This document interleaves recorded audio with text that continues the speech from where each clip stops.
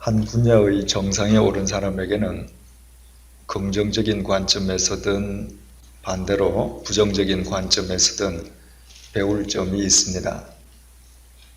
어떤 의미로든 매사에 남다르지 않고서는 정상에 오를 수 없기 때문입니다. 한국 코미디 개그계의 독보적인 존재인 개그우먼 김미화 씨가 작년 7월 15일 아름다운 재단이 경영하는 아름다운 가게에서 특강을 가졌습니다.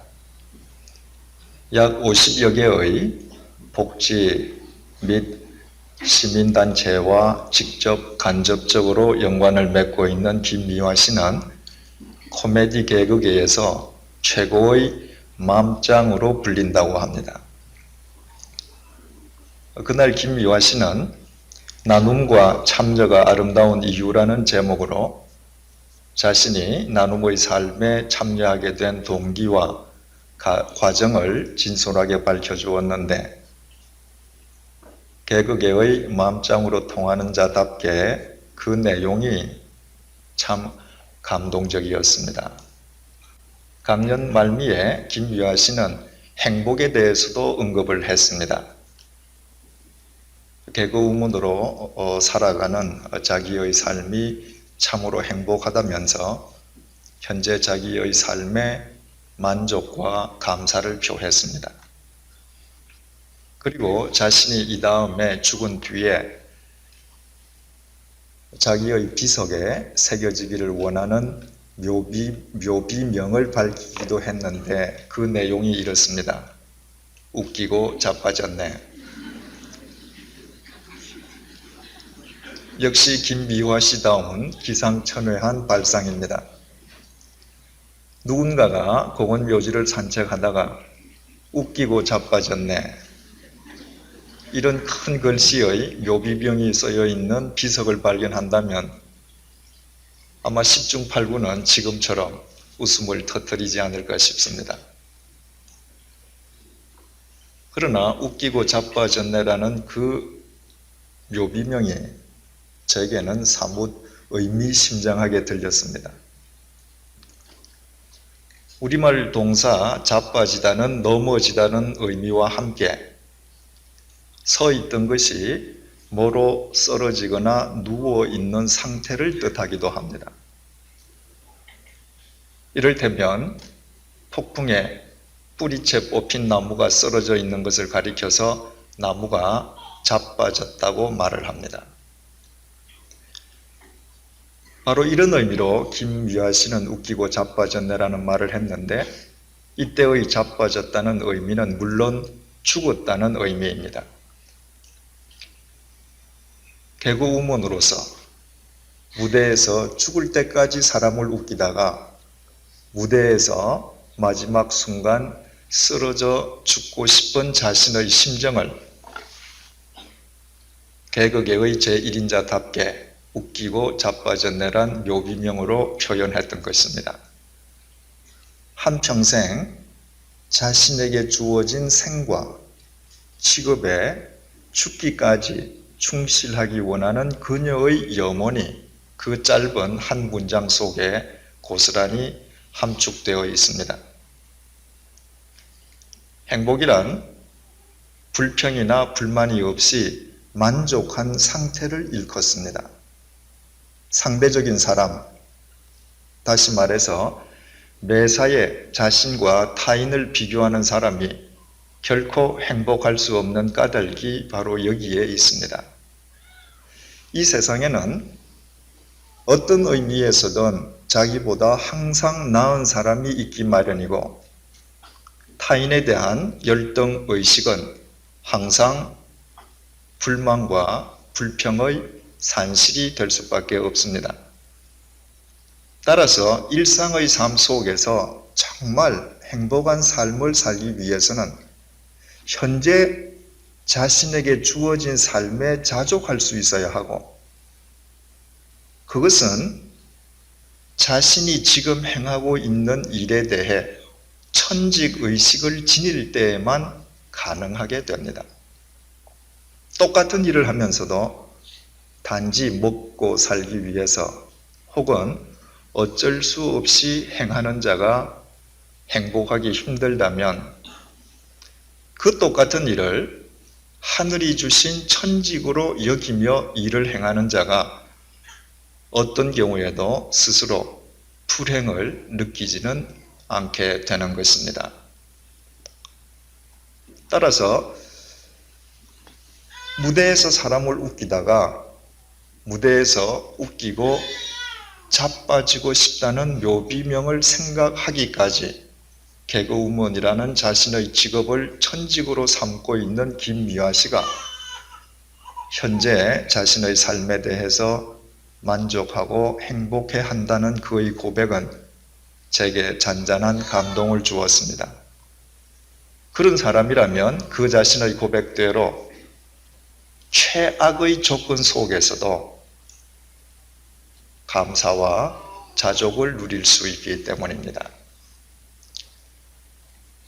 저는 하나님의 말씀을 전하는 목사의 길을 천직으로 여기며 살아가는 사람입니다. 그래서 웃기고 자빠졌네라는 김미화 씨의 묘비명을 접하면서 저 역시 제가 가야 할 이 목사의 길을 죽기까지 걷다가 목사로 자빠질 것을 다시 한번 결심하게 되었습니다. 아울러 그녀의 묘비명을 접하면서 또 다른 생각들도 하게 되었습니다. 자빠지다라는 이 동사가 동사의 활동형 뒤에 붙으면 보조동사인 있다의 속된 의미가 됩니다. 따라서 웃기고 자빠지다는 말은 웃기고 있다는 속된 의미가 되는 것입니다. 웃기고 있다, 웃기고 자빠지다, 이 말은 실제로 웃긴다는 뜻이기도 하지만 그러나 우리의 실제 대화 속에서는 도리어 강한 부정적 의미로 더 자주 사용되곤 합니다. 이를테면 어처구니 없는 말을 한다거나 비정상적인 행동을 하는 사람을 가리켜서 웃기고 있다 혹은 웃기고 자빠졌네 이렇게 표현합니다. 이때의 의미는 정말 웃긴다는 말이 아니라 어처구니가 없다는 말입니다. 물론 김미화 씨는 그 말을 이런 의미로 사용한 것은 아닙니다. 그러나 제가 김미화 씨의 묘비명을 접하면서 또 다른 생각을 하게 된 것은 이 세상에는 우리 자신들을 포함해서 정말 웃기고 자빠진 사람들이 너무나도 많기 때문입니다.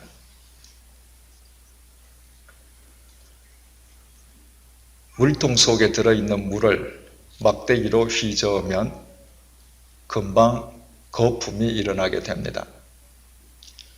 그 거품의 크기는 다 일정하지 않습니다. 큰 물거품이 있는가 하면 작은 물거품이 있습니다. 그 중에서 가장 큰 물거품이 작은 물거품을 업신여기고 경멸하는 경우를 한번 상상해 보십시다. 혹 물방울의 세계에서는 이것이 가능한 일일런지 모르지만 그러나 사람인 우리가 보기에는 참으로 웃기는 일이 아닐 수 없습니다. 큰 물거품이나 작은 물거품이거나 순식간에 사라져버리기는 매 한 가지입니다. 큰 물거품은 도리어 크기 때문에 작은 물거품에 비해서 더 빨리 사라지기가 쉽습니다. 그럼에도 큰 물거품이 작은 물거품을 경멸한다면 그것은 참으로 웃기고 자빠진 물거품이 아니겠습니까? 순식간에 사라져버릴 물거품에 비한다면 8, 90년 살아가는 인간의 수명은 참으로 장구하다고 말할 수 있습니다. 그러나 영혼의 관점에서 본다면 8, 90년 동안 찰나에 지나지 않습니다. 영원 앞에서는 물거품이나 8, 90년 사는 인간의 수명이나 전혀 차이가 나지 않는 것입니다. 사실이 이러함에도 이 세상을 살아가면서 자기보다 못해 보이는 사람들을 경멸하고 업신여기며 살아가는 사람들은 부지기수입니다. 그렇다면 이 또한 얼마나 웃기는 일입니까? 사람이 육안으로 태양을 볼 수가 없습니다. 태양의 빛이 너무 강해서 맨 눈으로 태양 빛을 보려다가는 눈을 상하게 됩니다. 그러나 아무런 보호 장비 없이도 하루에 태양을 2번 볼 수 있는 시각이 따로 있습니다. 일출과 일몰때입니다. 그 2번만은 태양은 그 무엇으로도 자기를 가리지 않고 자신의 모습을 있는 그대로 만인에게 보여줍니다. 사람도 마찬가지입니다. 사람들은 의복, 학벌, 재산, 직위, 화장 등으로 일평생 자신을 가리고 살아갑니다. 요즘은 성형수술로 아예 외형을 변형하기도 합니다. 그러나 인간의 출생과 죽음만은 그 무엇으로도 가려지지 않습니다. 벌거숭이로 왔다가 벌거숭이로 가기 때문입니다. 소설가 이청준 선생은 인간은 60세에 이르기까지는 철이 들다가 그 이후부터는 철을 까먹고 살아가는 존재라고 했습니다. 나이가 들어갈수록 깊은 인격의 소유자가 되기보다는 도리어 철 없는 아이로 회귀하는 경우가 더 많다는 뜻입니다. 요즘은 인간 수명의 연장과 함께 치매 환자들이 급증하고 있습니다. 치매란 정상적인 정신 능력, 다시 말해서 지능, 의지, 기억 등의 능력을 상실한, 한마디로 철없는 아이 이전의 갓난 아기 상태로 되돌아가는 것을 의미합니다. 벌거벗고 태어난 바로 그 상태로 돌아가는 것이 인간입니다. 일설에 의하면 알렉산더는 죽을 때에 자기 관 좌우에 구멍을 뚫어서 자기 시신의 손이 보이도록 했다고 합니다. 까닭을 묻는 신하들에게 알렉산더가 이렇게 대답했습니다. 천하의 알렉산더도 빈손으로 가는 것을 세상 사람들로 하여금 알게 하라. 이것이 인생이요. 이런 의미에서 모든 인생은 다 동일합니다. 그럼에도 살아있는 동안 자신보다 못해 보이는 사람을 업신여기고 경멸하며 살아간다면 웃기고 자빠진 물거품과 무슨 차이가 있겠습니까? 작년 여름에 유럽을 덮친 살인 폭염으로 인해서 무려 2만 명이 목숨을 잃었습니다. 프랑스의 피해가 가장 컸었는데 프랑스에만 죽은 자의 숫자가 1만 5천여 명에 달합니다. 안타까운 것은 그 목숨을 잃은 사람들 대부분이 홀로 사는 병약한 독거 노인이었다는 사실입니다. 자식들의 외면 속에서 살인 무더위로 인해 병약한 노인들이 소리 없이 죽어간 것입니다. 파란색, 흰색, 빨간색으로 이루어져 있어 흔히 삼색기로 불리는 프랑스 국기의 각 색은 자유, 평등, 박애를 상징합니다. 프랑스 혁명의 기본 이념이기도 했던 자유, 평등, 박애는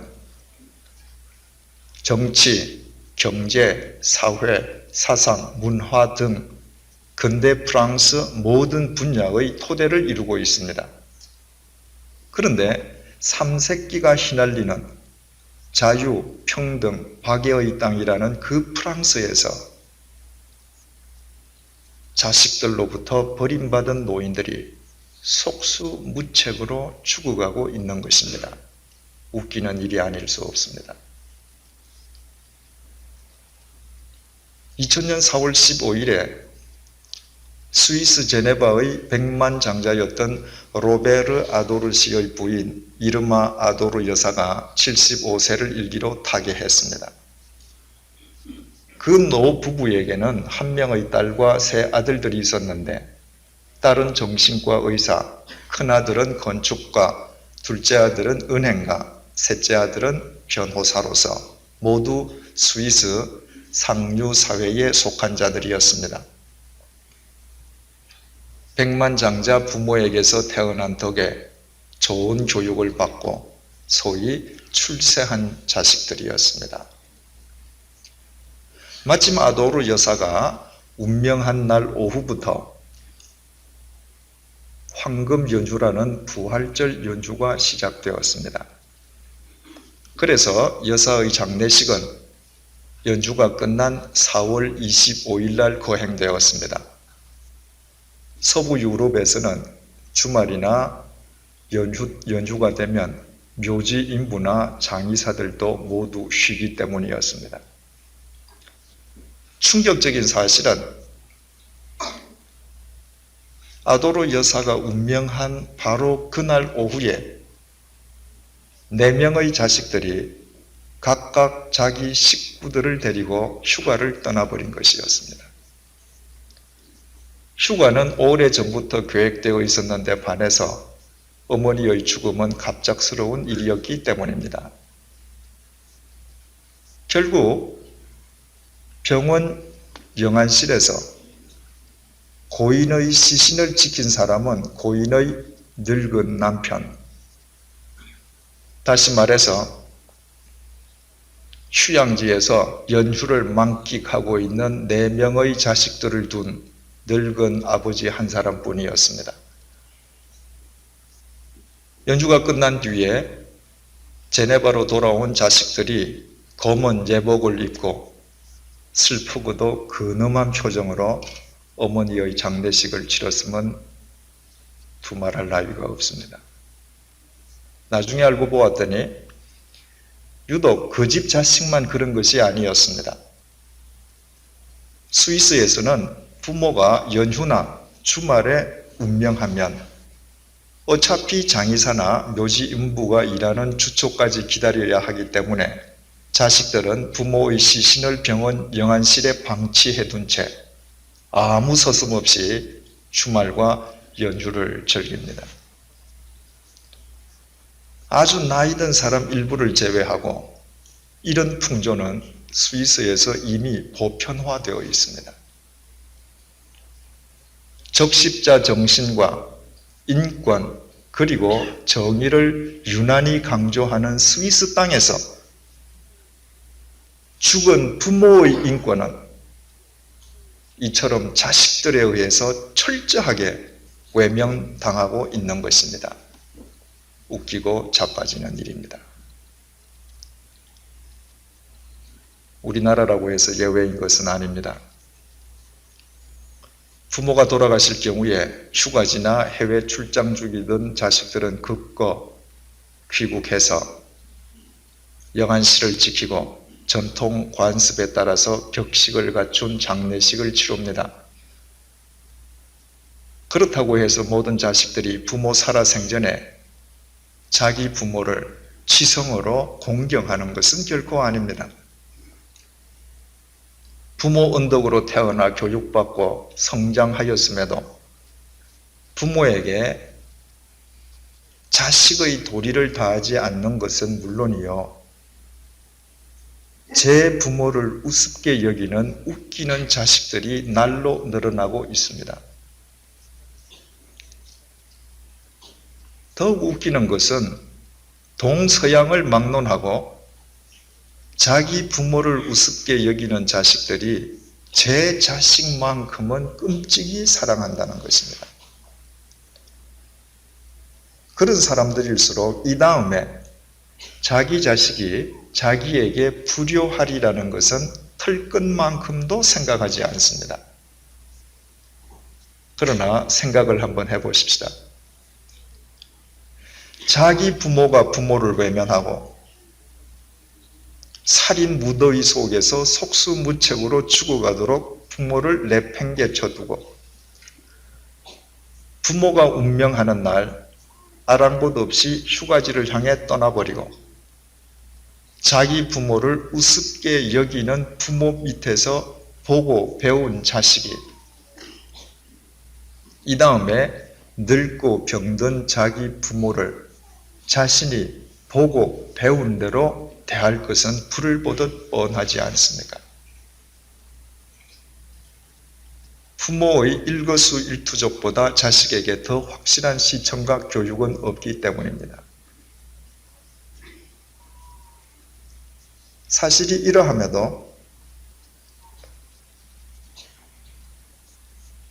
자기 부모를 자신은 우습게 보면서 노후에 자기 자식들은 자기에게 효성을 다할 것을 기대한다면 그 사람은 웃기고 자빠진 사람입니다. 근래에는 돈이 인간의 목적이 되면서 부모의 유산을 놓고 형제끼리 다투는 집안이 얼마나 많은지 모릅니다. 아마 이 자리에도 부모 유산 때문에 형제끼리 심각하게 반목하는 자들이 분명히 있을 것입니다.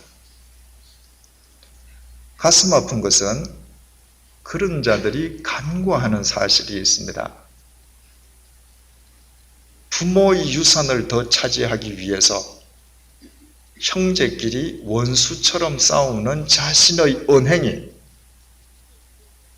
자신이 물려줄 유산을 놓고 자기 자식들 또한 싸우기를 재촉하는 촉매제가 됨을 인식지 못한다는 것입니다. 부모의 유산 앞에서 형제들이 처절하게 싸우는 것은 천륜보다 돈을 더 중시하기 때문입니다. 그 부모 밑에서 태어난 자식 역시 부모의 돈을 더 차지하기 위해서 수단과 방법을 가리지 않을 것은 재론의 여지조차 없습니다. 이처럼 자신의 삶으로 자식들의 재산 싸움을 부추기면서도 이 다음에 자기 자식들이 서로 화목하게 살기를 바란다면 그 또한 웃기는 일이 아닐 수 없습니다.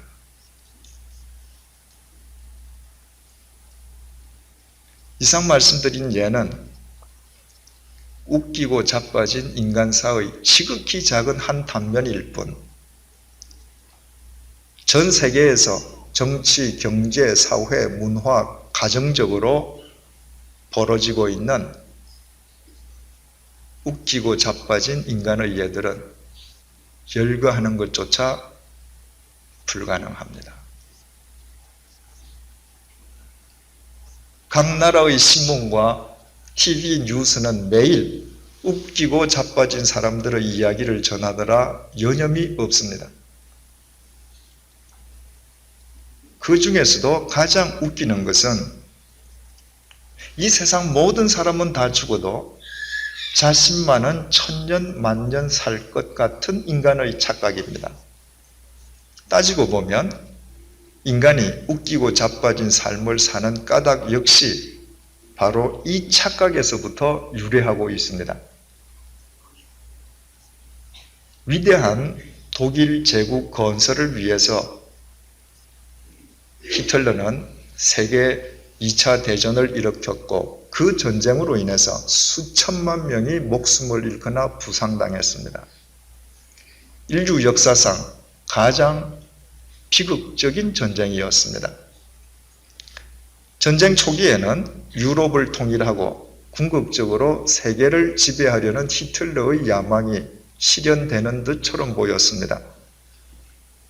그러나 연합국의 노르망디 상륙 작전 성공 이래로 전세가 역전되었습니다. 마침내 1945년 4월 25일 연합군은 히틀러의 총리 공관이 있는 베를린을 완전 포위하기에 이르렀습니다. 그리고 닷새 뒤에 히틀러는 총리 공관 지하 벙커에서 스스로 자신의 생을 마감했습니다. 히틀러의 정부였던 에바 브라운은 음독으로 자살했고 히틀러는 권총으로 스스로 목숨을 끊었습니다. 바로 그 순간에 소련군이 800m가 채 되지 않는 지점까지 진격해 있었기에 히틀러의 부관들이 급히 두 사람의 시체를 벙커 위 잔디밭 구덩이에 옮긴 뒤에 담요를 덮고 석유를 부어 완전히 태워버렸습니다. 히틀러는 묘비도 묘소도 없이 그렇게 허망하게 사라져버린 것입니다. 히틀러가 자신의 생을 스스로 마감했던 지하 벙커 밀실의 크기는 불과 15제곱미터, 4.5평에 지나지 않았습니다. 세계 정복의 야망을 불태우면서 수천만 명의 살상을 아랑곳하지 않았던 히틀러는 4.5평에 불과한 그것도 지하 밀실에서 56세를 일기로 끝나버렸고 그 즉각 그의 시체는 완전 소각되어 사라져버리고 말았습니다. 한마디로 웃기고 자빠진 불쌍한 인생이었습니다.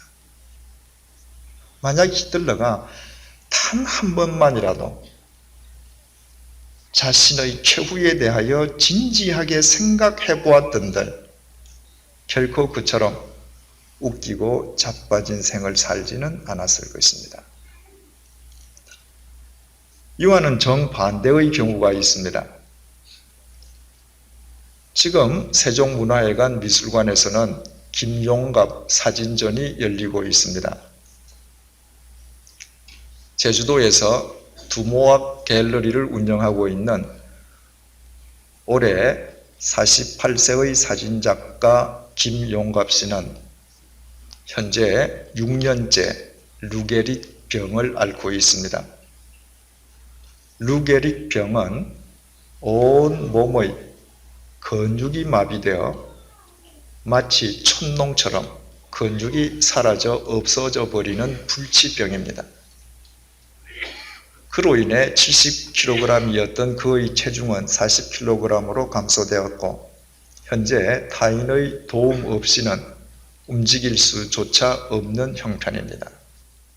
매일 사라져버리는 자신의 근육을 통해서 그는 매 순간 자신의 죽음을 직면하며 사는 것입니다. 그러나 그는 전혀 굴하지 않고 제주도의 신비스러운 자연 풍광을 카메라에 담기를 계속해서 이번에 대규모 전시회를 갖게 된 것입니다. 그가 이렇게 말을 하고 있습니다. 나는 매일 죽음과 마주하고 있다. 나에게는 내일의 보장이 없다. 그래서 나는 날마다 오늘을 치열하게 살아간다. 흐르는 물은 썩지 않는다. 내 몸은 통나무처럼 굳어가고 있지만 마음은 새털처럼 가벼워 오늘도 제주도 곳곳을 누비고 다닌다.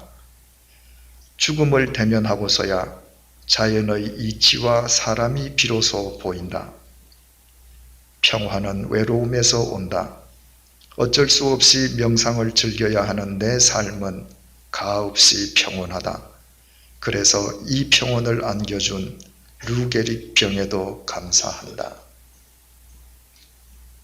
루게릭 병으로 인해서 그의 몰골은 볼품없이 오그라붙었지만 그러나 그는 자연과 사람을 사랑하면서 누구보다도 진지하게 생을 살아가고 있습니다. 매일매일 자신의 죽음을 직면하면서 살아가고 있는 그는 웃기고 자빠진 삶으로 자신의 생명을 낭비하기에는 남아있는 자신의 생명이 너무나도 소중함을 1초 1초의 시간이 자신의 생명임을 온 몸으로 터득했기 때문입니다. 죽음도 생명의 의미도 알지 못해 일평생 웃기고 자빠진 불쌍한 삶을 살았던 히틀러에 비해 그에게는 권력도 군대도 육체의 건강도 없지만 죽음을 알기에 생명을 또한 바르게 읽을 줄 아는 그야말로 진정한 생명의 거인이 아닐 수 없습니다.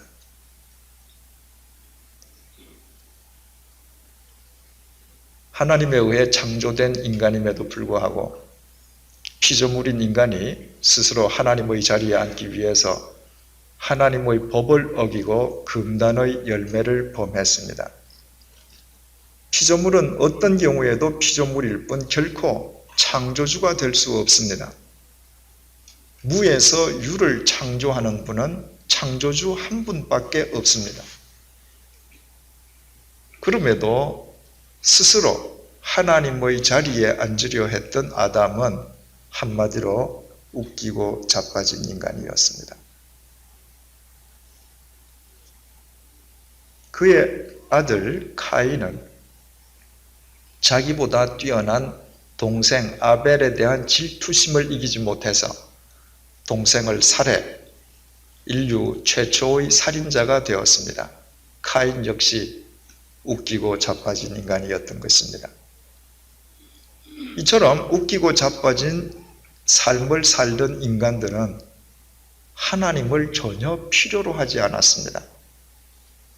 지난 시간에 살펴본 것처럼 죄를 범한 뒤에 숲을 그늘 속에서 벌벌 떨고 있는 아담을 하나님께서 먼저 찾아가시어 죄와 사망의 어둠으로부터 불러내어 주셨지만 그 큰 은혜를 입은 아담조차도 그 이후로 하나님을 자발적으로 찾지는 않았습니다.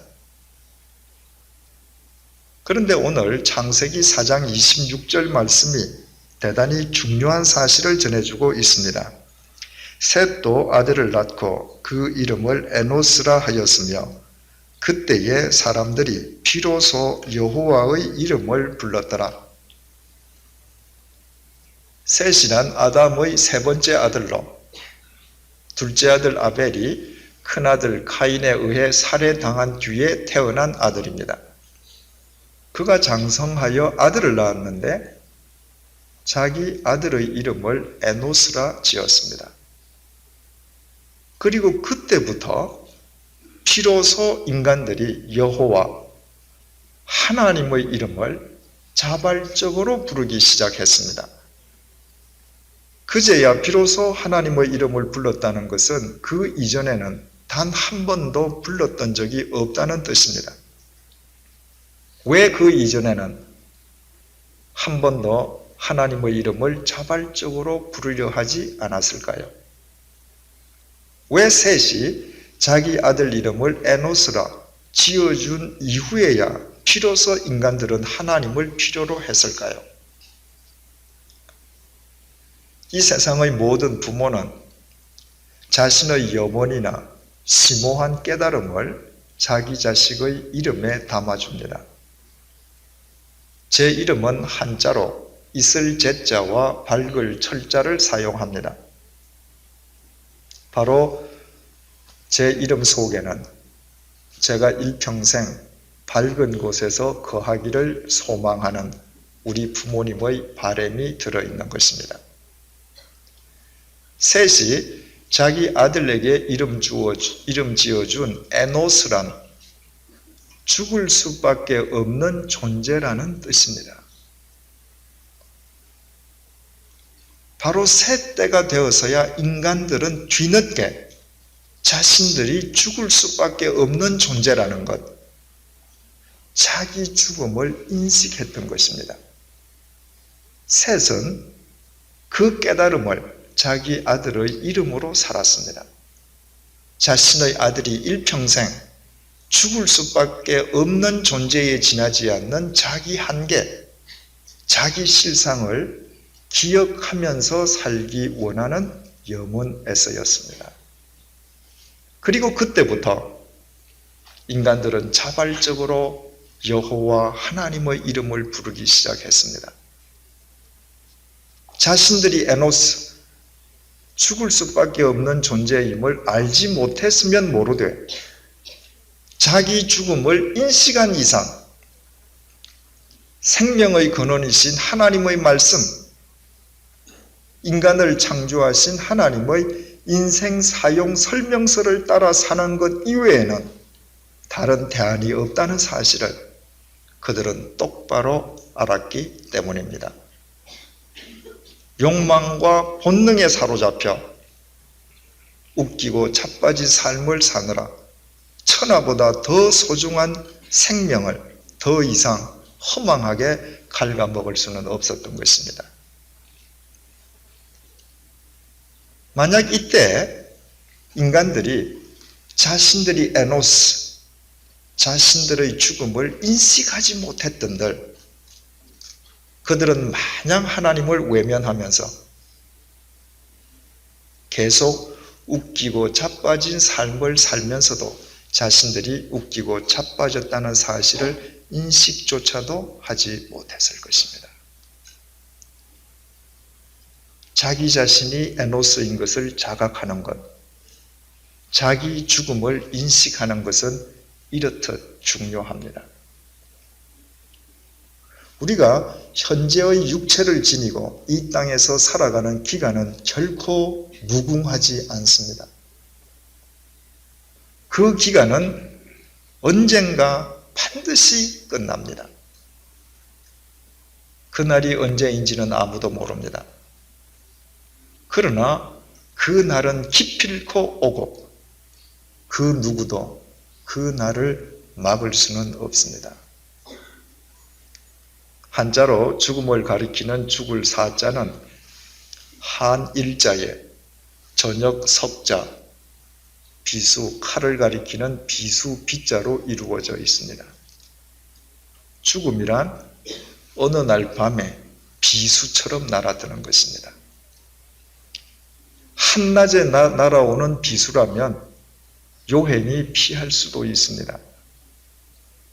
그러나 땅거미가 내린 뒤 어둠 속에서 날아오는 비수라면 속수무책일 수밖에 없습니다. 죽음은 그처럼 불현듯 날아 꽂히는 것입니다.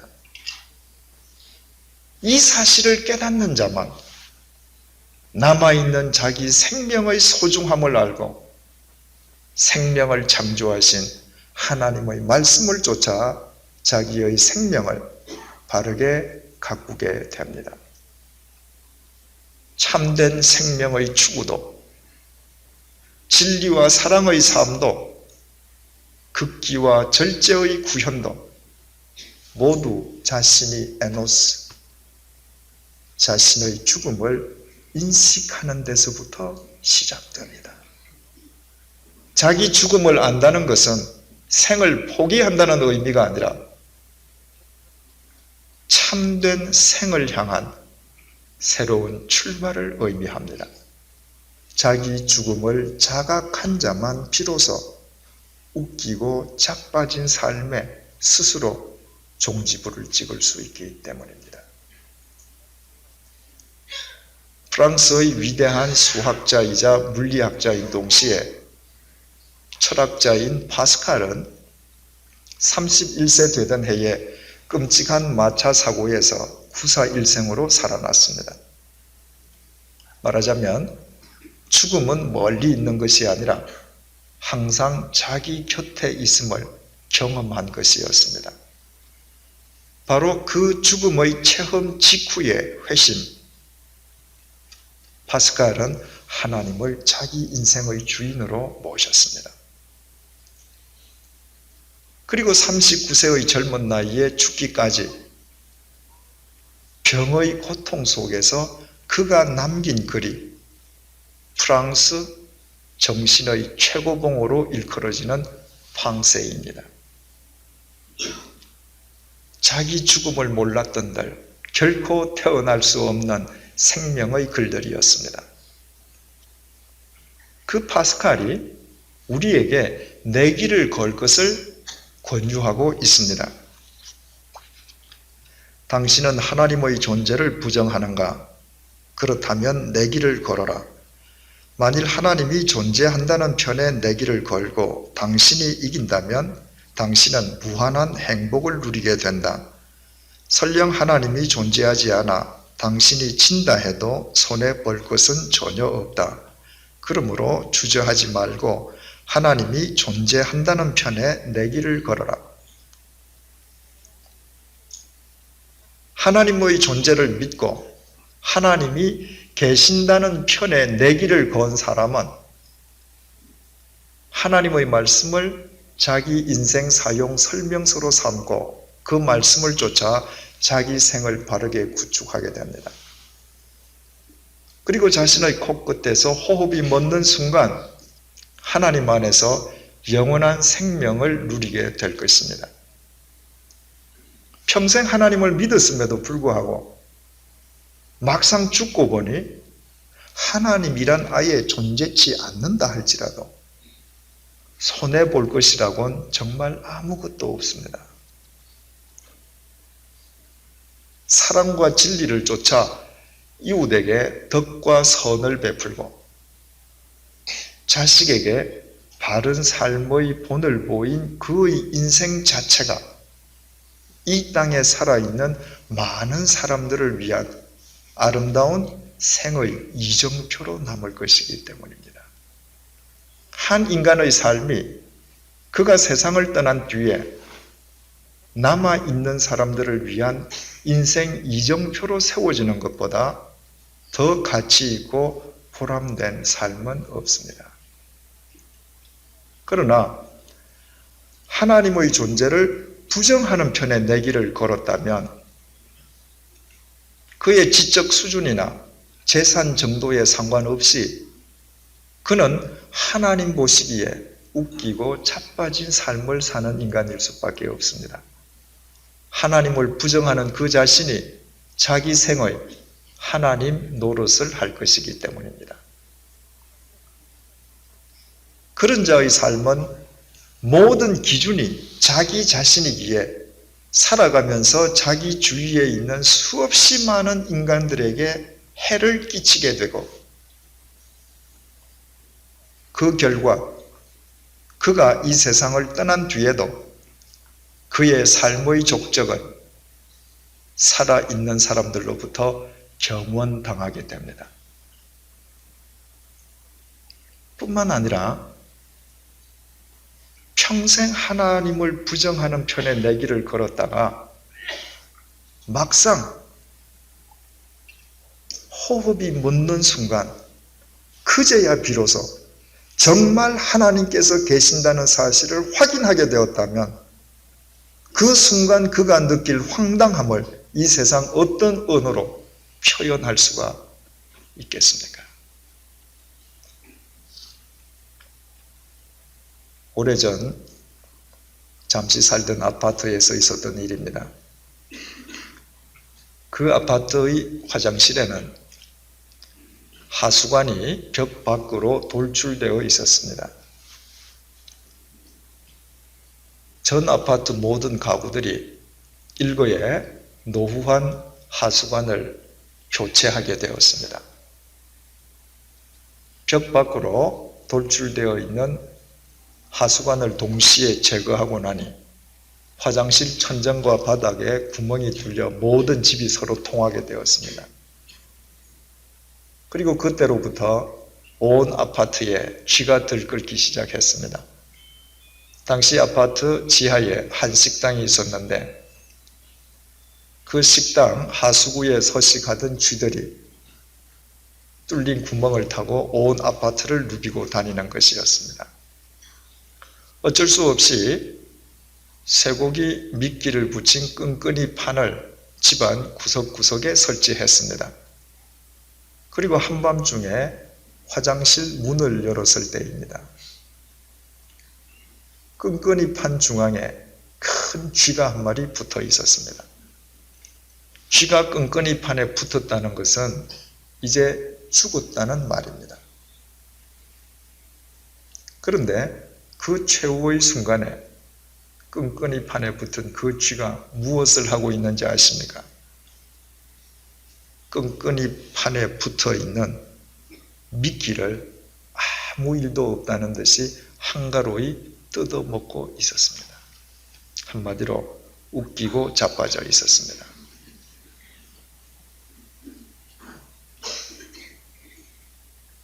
그 순간 쥐가 그토록 한가로이 미끼를 뜯고 있다는 것은 자기 죽음을 인식하지 못했기 때문입니다. 끈끈이 판에 붙었다는 것은 곧 죽음을 뜻한다는 사실에 무지했던 것입니다.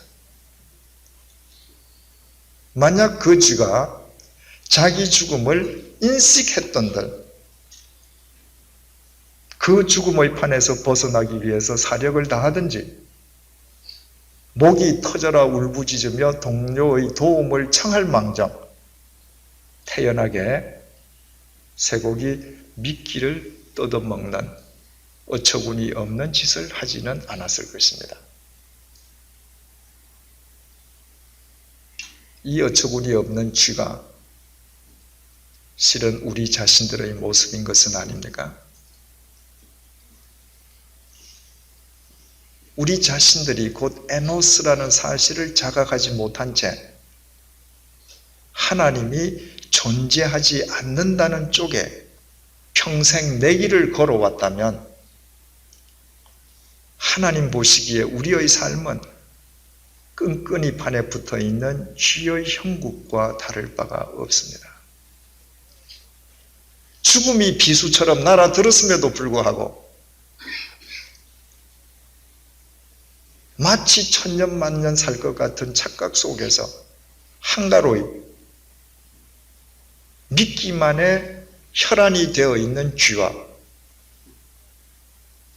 욕망을 위해 살아갈 우리 자신 사이에 대체 무슨 차이가 있겠습니까? 이 사실을 깨닫는다면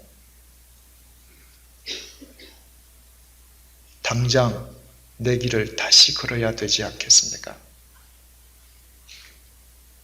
하나님을 부정하는 쪽에 걸었던 내 길을 철회하고 하나님이 계신다는 쪽을 선택해야 되지 않겠습니까? 다음 주 화요일이면 민족의 명절인 한시기를 맞이해서 많은 사람들이 조상의 묘를 찾아 나설 것입니다. 그러나 이번 한시기일만은 단지 성묘만을 위해서 조상의 묘를 찾지만은 마십시다. 우리 자신들의 실체를 직시하기 위해서 조상의 산소를 찾아 나가십시다. 그 묘지에서 우리 자신들의 실체, 에노스, 죽을 수밖에 없는 존재인 우리 자신들을 똑바로 대면하십시다. 그 날이 언제인지는 모르지만 언젠가 내가 무덤 속에 들어누울 날이 반드시 온다는 사실을 마음속에 각인하십시다. 절비하게 늘어선 무덤과 무덤 사이에서 하나님의 존재를 믿는 쪽에 내 길을 거십시다. 거기에서부터 생명의 근원이신 여호와 하나님을 부르십시다. 하나님께서 에노스인 우리를 구원해 주시기 위해서 이 땅에 보내어 주신 구세주 예수 그리스도를 우리 인생의 주인으로 모시어 드리십시다. 그 순간부터 비로소 죽음이 비수처럼 날아들었음에도 오직 본능에 사로잡혀 믿기만을 탐닉하는 쥐와 우리 자신은 진정으로 구별될 것입니다. 죽음을 깨뜨리시고 부활하신 예수 그리스도께서 웃기고 자빠졌던 우리의 인생을 당신의 영원하신 생명으로 새롭게 빚어주실 것이기 때문입니다.